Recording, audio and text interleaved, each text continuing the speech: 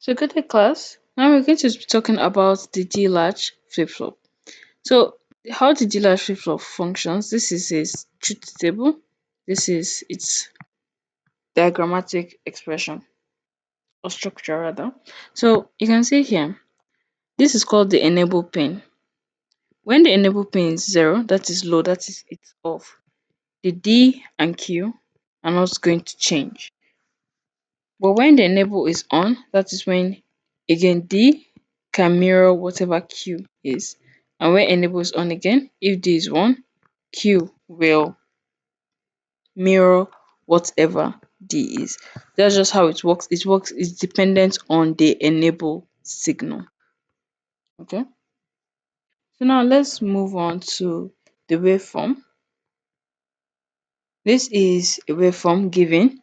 This is our enable, this is our D, and they want us to find our Q output waveform. Now, we already know from the truth table that this circuit is dependent on the enable signal. So, just like we learned in the former class, we only draw a line at where we know our circuit is dependent on. So, if your circuit is dependent on the PGT of a clock signal, you draw your line at the PGT of a clock signal. But for now, it's only dependent on the enable pin, so we just draw it as where we see changes in our enable signal. It's only at these 2 points that we see changes in our enable signal. Now, just for a much more neater diagram, let's use this.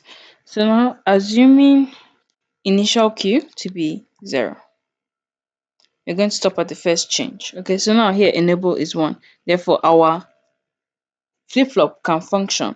We see that D is 1, and we know even when D is 1, Q will also be 1. So it's going to flip. And it's going to stay 1 till it reaches the next change in the enable signal.